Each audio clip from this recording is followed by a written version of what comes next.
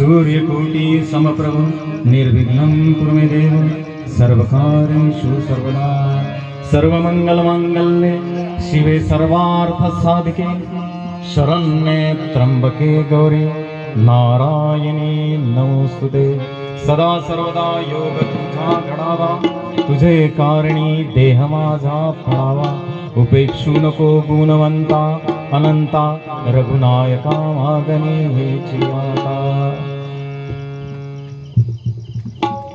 मनोजवं मारुततुल्यवेगं जितेन्द्रियं बुद्धिमत्तां वरिष्ठं वातात्मजं वानरयुक्तमुख्यं श्रीरामदूतं शरणं प्रपद्ये ॐ त्र्यम्बकं यजामहे सुगन्धिपुष्टिवर्धनम् उर्वारुकमिव बन्धनात् मृत्योर्मुक्षीयमामृता शिवभूडा चक्रवर्ती त्याचे पाय माझे चित्ती शिवभोळा चक्रवर्ती त्याचे पाय माझे चित्ते वाचे वदता शिवनाम वाचे वदता शिवनाम तयान बाधे क्रोधकाम तयान बाधे क्रोधकाम धर्मार्थ काम मोक्ष शिव देखता प्रत्यक्ष वाचे वदता शिवनाम तयान बाधे क्रोधकाम एका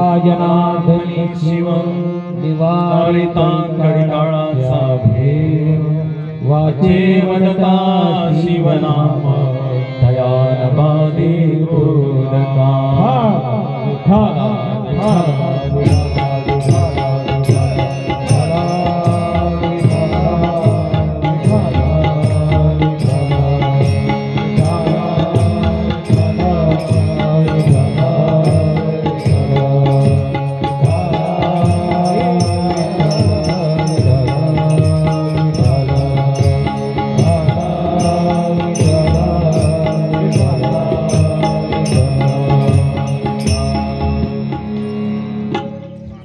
या महाशिवरात्रीच्या पावन पर्वावर भोलेबाबाच्या चरणी सेवा करण्याची संधी मला आयोजकांनी उपलब्ध करून दिली, त्याबद्दल माझं खरंच अहोभाग्य आहे. ह्या दिवशी भोलेबाबाच्या चरणी सेवेची संधी उपलब्ध व्हावी याच्यासारखं भाग्य नाही. या कार्यक्रमाच्या निमित्तानं भजनाच्या या कीर्तनाच्या महाराज श्री इथं पण उपस्थित झाले आहे.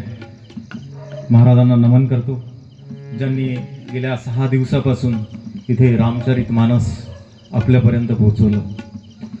उपस्थित सर्व टाळकरी, वारकरी, विनेकरी, तबलावादक, हार्मोनियम वादक आमचे मित्र गवडीकर सर, उपस्थित सर्व शिवजीची साधना करणारे साधक बंधू भगिनी, माता पिता इथं उपस्थित असलेले आणि दिवसभरापासून इथे कार्यक्रम सुरू आहे सकाळपासून, मला याची जाणीव आहे. आणि त्यामुळे बरेच साधक लोक इथे येऊ शकले नाही आणि तरी हरकत नाही, ते घरून पण ऐकतायत. आणि शिवरात्रीचा हा प्रसंग आहे आणि शिवरात्रीच्या प्रसंगाच्या निमित्तानं शांतीब्रह्म एकनाथ महाराजांचा हा 4 चरणांचा अभंग आज या कीर्तन सेवेकरिता घेतलेला आहे. आणि शिवाचं संपूर्ण स्वरूप सांगणारा शिवाचं नामाचं महात्म्य सांगणारा, शिवाच्या नामामुळे आपल्याला काय फलित होतं हे सांगणारा असा हा सर्वश्रुत असलेला, सर्वांना ज्ञात असलेला, सर्वांना माहीत असलेला अभंग आजच्या कीर्तन सेवेकरता निवडला आहे.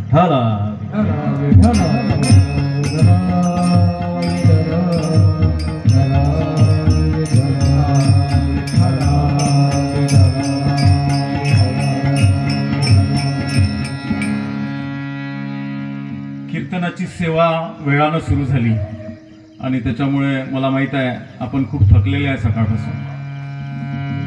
निरूपण जेवढ्या लवकर करता येईल तेवढा करण्याचा मी प्रयत्न करणार आहे. कीर्तनाचं निरूपण हे ताणून धरून चालत नाही, ते आत्म्याशी थेट संबंध ज्याचा आहे म्हणून ते जांभळ्या येईपर्यंत नाही झालं पाहिजे, म्हणून त्याला लवकर आटोपण्याचा प्रयत्न मी माझ्या परीनं करणार आहे. सर्वात पहिली पंढरीची वारी जर कोणी केली असेल तर ती शिवानं केली, भोले बाबानं केली. सगळ्यात पंढरीची पहिली वारी म्हणजे वारीची सुरुवात तिथून झाली. आणि पहिला बीज मंत्र जर वारकरी संप्रदायाला कोणी दिला असेल तर भोले बाबांनी. हरी हरी हरी मंत्र हा शिवाचा, म्हणतील जे वाचा तया मोक्ष. म्हणजे हरी हरी हा मंत्र खऱ्या अर्थानं भोले बाबापासून सुरू झाला.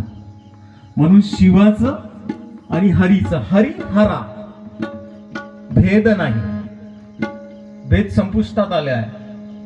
हरी वेगळा नाही आणि हर वेगळा नाही, हरिहरा भेद नाही. वारीची परंपरा भोले बाबांनी सुरू केली. वारीचा बीज मंत्र हा भोले बाबांनी दिला आणि हरीचं भजन ते भोले बाबाच करत होते. भजन करी महादेव देव, भजन करी महादेव देव, भजन करी महादेव निरंजन, भजन करी महादेव. राम तुझी सदा शिव सदा शिव, राम तुझी सदा शिव.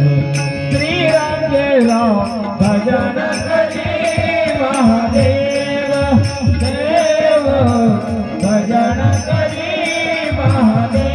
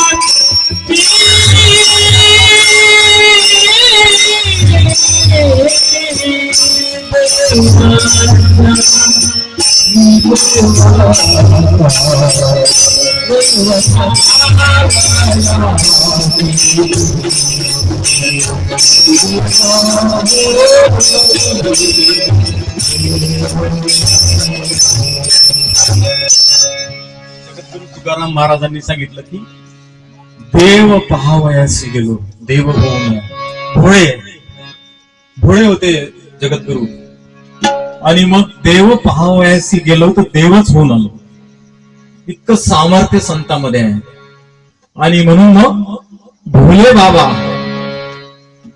बाबाचं स्वरूप कसं आहे, भोले बाबाचा स्वभाव कसा आहे हे नाथ बाबा पहिल्या चरणात सांगते. पहिलं चरण शिव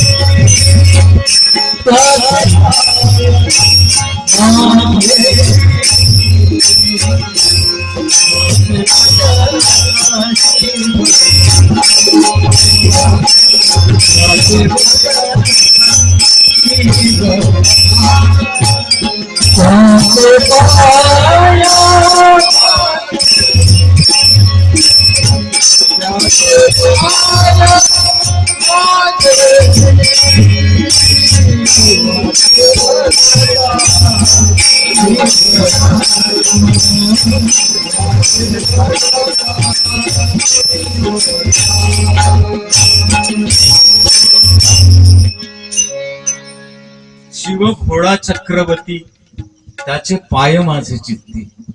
त्याचे पाय पुढे असले पाहिजे, माझ्या चित्तामध्ये असले पाहिजे. त्याच्या चित्तामध्ये जर पाय असेल तर मी इतरत्र भटकणार नाही, मी ईश्वर भक्तीपासून परावृत्त होणार नाही. म्हणून त्याचे पाय नेहमीच माझ्या चित्तामध्ये असले पाहिजे. म्हणून मी सुरुवातीलाच म्हटलं की ह्या परिसरातले लोक खरंच भाग्यवान आहेत. म्हणजे दिवस रात्र भगवान शंकराचे पाय त्यांच्या चित्तामध्ये राहणार हे पक्क. म्हणजे इथून जाताना भोले बाबाच्या मूर्तीकडे जरी पाहिलं तरी पाय चित्तामध्ये आहे. म्हणून भोले बाबा आपल्याला जे ठेवायचे आहे ते चित्तामध्ये ठेवायचे आहे. तुम्ही एखाद्या दिवशी बेलाचं पान अर्पण केलं नाही तरी चालेल, एखाद्या दिवशी भगवान शंकराचा अभिषेक केला नाही तरी चालेल, परंतु त्याचे पाय मात्र चित्तामध्ये पाहिजे, हे नाथ बाबा सांगतात.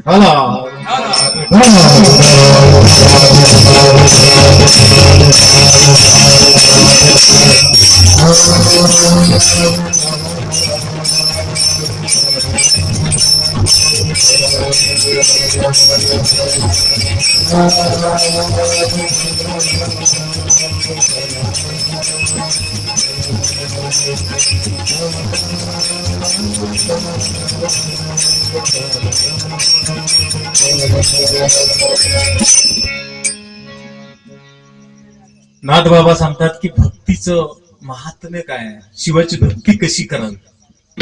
वाचे वदता शिवनाम, शिवाचं नामस्मरण तुम्ही करा फक्त.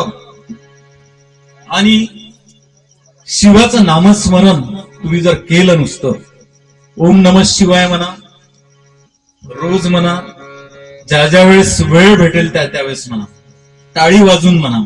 दोन फायदे आहेत कीर्तनामध्ये किंवा भगवत सत्कीर्तनामध्ये. टाळी वाजवायला सांगितल्या जातात महाराज मंडळीकडून, त्याचं महात्म्यच फार थोर आहे. मेडिकल सायन्स असं सांगते की तुमच्या हातामध्ये 16,000 सहस्त्र नाड्या आहेत आणि तुम्ही जेव्हा टाळी वाजवता त्या स्टिम्युलेट होतात, म्हणजे जागृत होतात. आणि याचा थेट संबंध आपल्या सर्क्युलेटरी सिस्टमची आहे, म्हणजे रक्ताभिसरण क्रिया ज्याला म्हटलं जाते. आता सगळे प्रॉब्लेम जे आले आहे, ब्लॉकेज होणं, हार्ट अटॅक येणं, हे सगळे प्रॉब्लेम सर्क्युलेटरी सिस्टीम म्हणजे आपली जी रक्ताभिसरण प्रक्रिया आहे ती सुरळीत नसल्यामुळे झाले. आणि त्याला अनेक कारण आहेत. परंतु विठ्ठलाचं किंवा भोलेनाथाचं जे नामस्मरण आहे त्याच्यासोबत जर टाळी वाजवली तर आपल्या सगळ्या नाड्या कार्यान्वित होतात. आणि मग जोरजोऱ्यानं जर टाळी वाजवली तर आपल्याला काही वेळातच शरीरातले ब्लॉकेज खतम करायला वेळ लागत नाही. याच्यावर फार मोठं रिसर्च झालेलं आहे. मी म्हणजे पुराव्यानिशी बोलतोय. पुण्याची एक संस्था आहे, त्यांनी काही पेशंटवर हा प्रयोग केला टाळी वाजवण्याचा आणि विठ्ठल नामाचा, ओम नमः शिवाय नाम जपाचा, बीज मंत्राचा. तर त्यांना असं दिसलं की ह्या पेशंटच्या आणि ह्या दुसऱ्या पेशंटच्या मध्ये बराच फरक होता आरोग्यामध्ये. म्हणून टाळी वाजवली पाहिजे. ईश्वरानं आपले हात टाळी वाजवण्यासाठी दिले. हा देहच त्याच्यापर्यंत आपल्याला न्यायचा आहे. म्हणून मग आपण एकदा भजन करू ओम नमः शिवाय आणि मग दुसऱ्या चरणाकडे जाऊ. नमः शिवाय ओम नमः शिवाय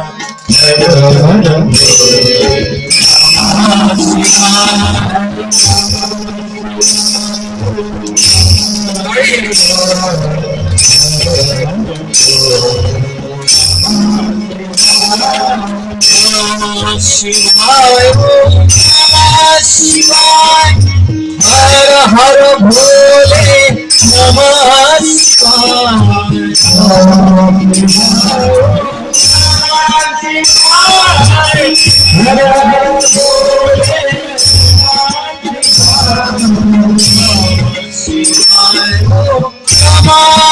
शिवाय हर हर भोले नमः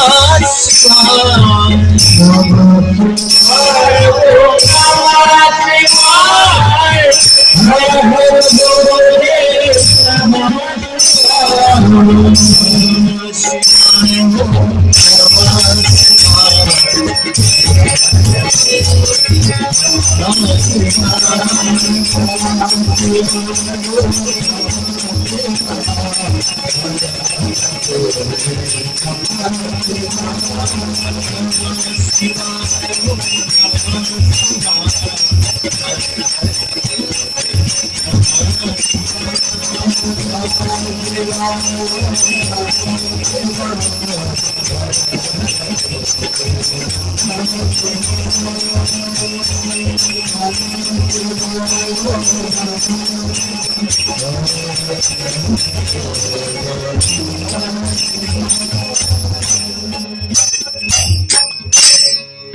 एक 2 मिनिटं टाळी वाजवल्याबरोबर आपल्याला त्याचा भास जाणवला असेल.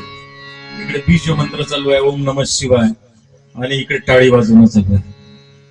म्हणून नाथ बाबा सांगतात की वाचे वदता शिवनाम, शिवनामाचं मुखा वाटे तुम्ही नामस्मरण करा. तयान बाधे क्रोध काम, क्रोध आणि काम हे महाभयंकर शत्रू माणसाच्या जीवनामध्ये आहे. ते स्थित असलेच पाहिजे. ते प्रत्येक जीवामध्ये पण आहे. क्रोधही आहे आणि काम पण आहे, परंतु त्याची बाधा होऊ नये. तिथं अतिशय सुंदर शब्द नाथ बाबांनी वापरलेला आहे. तयान बाधे क्रोध काम. ते असले तर चालते, असू द्या, काही फरक पडत नाही. ते निसर्गता आले, ईश्वराकडून आले आहे, परंतु त्याची बाधा नाही झाली पाहिजे. क्रोधान भवती संमोहा, संमोहात बुद्धी विभ्रमा, बुद्धी भंशात बुद्धिनाश.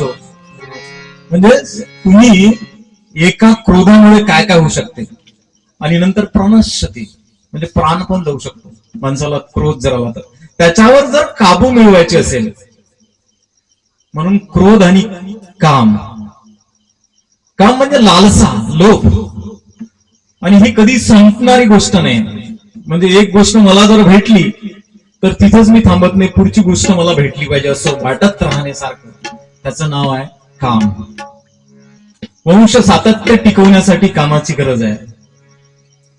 आणि म्हणून मग हे 2 शत्रू त्याची बाधा होऊ नये म्हणून या अभंगाचं दुसरं चरण अतिशय सुंदरपणे नाथ बाबा विशद करतात.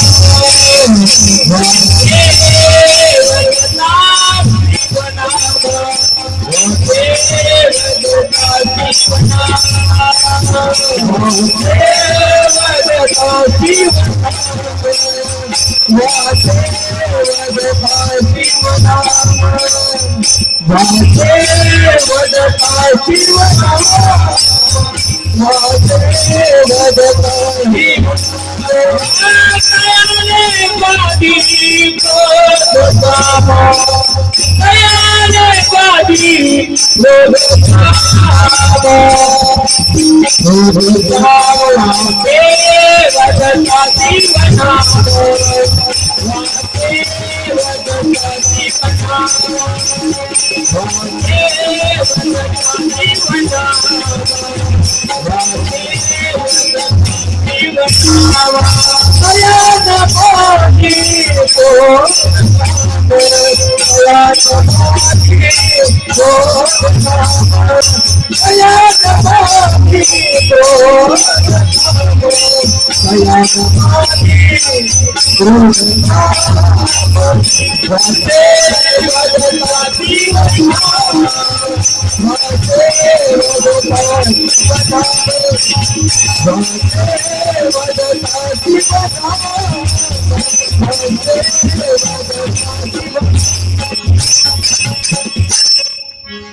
शांती ब्रह्म एकनाथ महाराज उपाय पण सांगितला त्यांनी दुसऱ्या चरणामध्ये की तुम्हाला काम क्रोधापासून या व्याधीपासून जर वाचवायचं असेल, त्याची बाधा झाली नाही पाहिजे असं जर वाटत असेल तर वाचे वदता शिवनाम. शिवनाम त्याच्यावरच औषध आहे. भवरोगा ऐसे द्यावे पथ्य नाम विठोबाचे. सगळ्या रोगावरच एकच औषध आहे, तो म्हणजे ईश्वराचं नामस्मरण. म्हणून ते नामस्मरण जर आपल्या हातातून घडलं तर आपल्याला ही बाधाच होणार नाही, म्हणजे आपलं जीवन सुकर होईल. आणि म्हणून मग आपल्याला 4 पुरुषार्थाकडे वळता येईल. जेव्हा क्रोध आणि कामच याची बाधा आपल्या शरीरामध्ये होणार नाही, तेव्हा आपण 4 पुरुषार्थ सक्षमपणे करू शकतो. धर्म, अर्थ, काम आणि मोक्ष. मोक्ष हा जो पुरुषार्थ आहे हा अलौकिक आहे, म्हणजे ईश्वर लीन होणे. मोक्ष म्हणजे देवाच्या घरी जाणे नाही, मरणे नाही, मृत्यू नाही. 4 पुरुषार्थाला लिप्त न होणे म्हणजे मोक्ष. धर्म पहिला. मी ज्या ज्या व्यवसायात असेल तो माझा धर्म आहे, तो सक्षमपणे मी पार पाडला पाहिजे. गृहिणी असेल तर गृहिणीतला धर्म आहे, मी शिक्षक असेल तर शिक्षकाचा धर्म आहे, कोणी व्यावसायिक असेल तर त्याचा धर्म आहे. त्याचं आचरण त्याच्यानुसार असलं पाहिजे, तो धर्म. अर्थ, त्याच्यातूनच तुम्हाला अर्थाची प्राप्ती होईल, पण ते सीमित असली पाहिजे. ते जर फार जास्त पुढे गेली तर ते पण फार घातक आहे. काम, लोभ अतिशय नसला पाहिजे, तो पण सीमित असला पाहिजे. आणि त्याच्यानंतर ह्या 3 गोष्टी जर व्यवस्थित चालल्या तर त्या माणसाचा शेवटचा जो पुरुषार्थ आहे त्याचं नाव आहे मोक्ष. आणि मग तो मोक्ष खूप सुंदरपणे मानवी जीवनामध्ये प्राप्त होतो. हे 4 पुरुषार्थ एका जीवनामध्ये साध्य करायचं आहे, त्याचं नाव आहे मानव देह.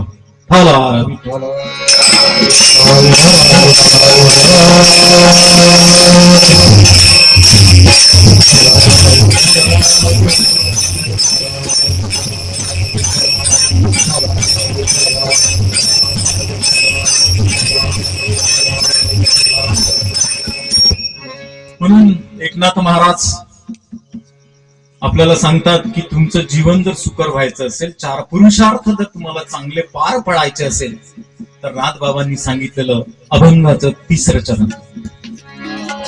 धर्म काम मोक्ष, धर्म काम मोक्ष,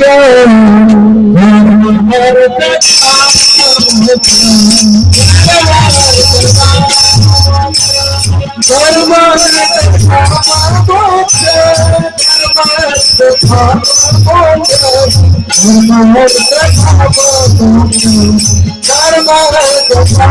धर्म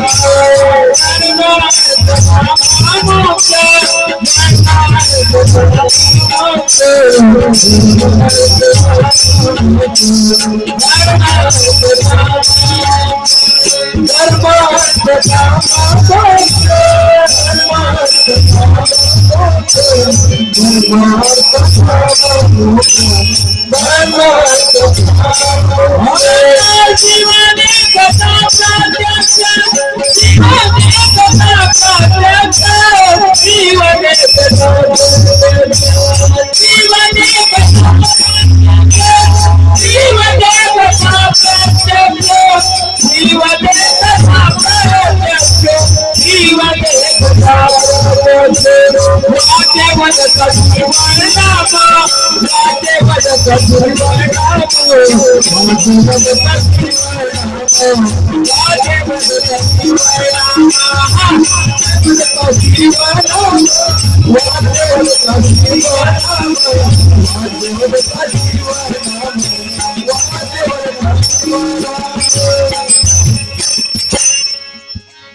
धर्म अर्थ काम मोक्ष हे जर आपल्याला एका साधनेनं साध्य करायचे असेल तर ते सगळे शिवाच्या अधीन आहे. शिव देखता प्रत्यक्ष म्हणजे आपण जेव्हा काही काम करतो तेव्हा कुणीतरी बघणारा आहे की माणूस विसरूनच गेलाय. म्हणजे मी काही काम करतो याला कोणी बघतच नाही असं वाटते. परंतु प्रमाण नाथ बाबा देतात. एकनाथ महाराज जगले आहे जीवन. भोले बाबा त्यांनी आपल्या जीवनामध्ये आत्मसात केले आहे. तुम्हाला नाथ बाबांची गोष्ट माहित असेल सगळ्यांना की एक दृष्ट प्रवृत्तीचा व्यक्ती एकनाथ महाराज जेव्हा गोदावरीवरून आंघोळ करून रस्त्यानं जात होते घरी तेव्हा तो नाथ बाबांना अंगावर पाणी टाकणे गुळल्या टाकणे असा काही प्रकार करत होता. पण नाथ बाबा परत जाऊन आंघोळ करत होते गोदावरीवर जाऊन. तो माणूस शेवटी कंटाळला आणि त्यानं नाथ बाबाला विचारलं की महाराज मी इतके वेळा तुमच्या अंगावर त्या गुळल्या टाकल्या पाण्याच्या, तुम्ही प्रत्येक वेळेस आंघोळ केली पण तुम्ही माझ्यावर रागवले नाही. नाथ बाबांनी हसून सुंदर उत्तर दिलं की तुझ्यामुळे मला गोदावरीचं 25 वेळा स्नान प्राप्त झालं. एवढं पुण्य तुझ्यामुळे मला लाभलं.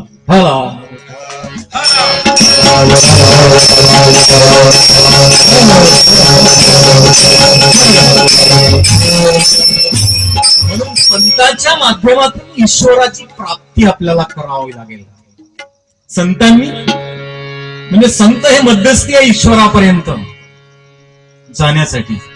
आणि म्हणून नाथ बाबांनी हा जो अभंग आपल्यासाठी मांडला तो अतिशय महत्वाचा आहे आपल्यासाठी जीवनामध्ये. त्यांनी शिवाचा महिमा त्याच्यानंतर त्याची फलप्राप्ती सगळं आपल्याला एकाच अभंगातून सांगितलं आहे. आणि म्हणून नाथ बाबा शेवटच्या चरणामध्ये सांगतात एका जनार्दनी शिव निवारी कळी काळाचा भेव. इतकं सामर्थ्य शिवबाबामध्ये आहे. म्हणजे कळी काळाचा जो भेव आहे प्रत्येक माणसाला काळाच्या मध्ये काय दडलेलं आहे हे कोणीच ओळखू शकत नाही. आज मी खूप चांगला आहे आणि उद्या काय होईल हे काळच ठरवू शकतो. आणि माणूस हा काळ विसरून गेलाय. तो अमरत्वासारखा वागतो. आणि म्हणून सूचना करतात नाथ बाबा की हे सगळं काळ जो म्हणतो आपण तो त्याच्या अधीन आहे भोले बाबाच्या. आणि त्याच्या जर अधीन आहे तर निवारणाराही तोच आहे. निवारिता कळी काळाचा भेव. हा काळ रूपी जो सर्प आहे तो त्याच्या विळख्यातून मानव देहाला मुक्त करण्याची क्षमता फक्त भोले बाबामध्ये आहे. म्हणून भोले बाबाचं स्मरण आपण केलं पाहिजे आणि ते सातत्यानं केलं पाहिजे. तो बारक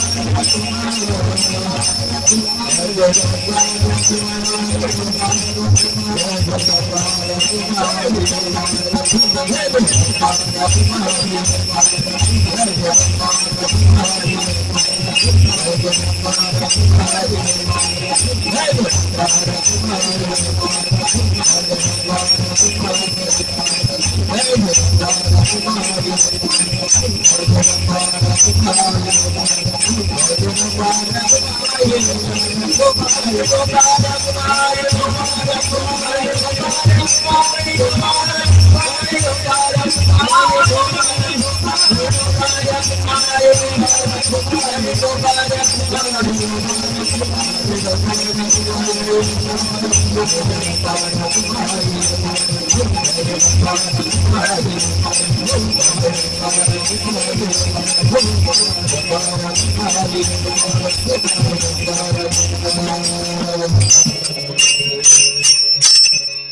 म्हणून शांती ब्रह्म एकनाथ महाराजांनी आपल्यासाठी जो अभंग ठेवला आहे त्याच्यामध्ये पहिल्या चरणामध्ये भगवंताचं स्वरूप कसं आहे, महादेवाचं स्वरूप कसं आहे, दुसऱ्या चरणामध्ये नामाचा महिमा आपल्यासाठी ठेवलाय, तिसऱ्या चरणामध्ये धर्म अर्थ काम मोक्ष पुरुषार्थ कसा करावा हे सांगितलंय, आणि चौथ्या चरणामध्ये कळी काळापासून जर तुम्हाला वाचायचं असेल तर शिवनामाशिवाय पर्याय नाही असा हा 4 चरणांचा अभंग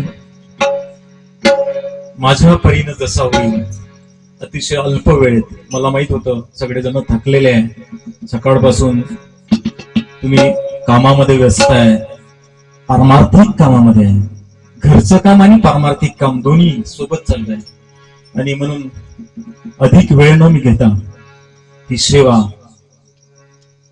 भोले बाबाच्या चरणी मी समर्पित करतो आणि माझी रजा घेतो. ज्ञानेश्वर माऊली ज्ञानराज माऊली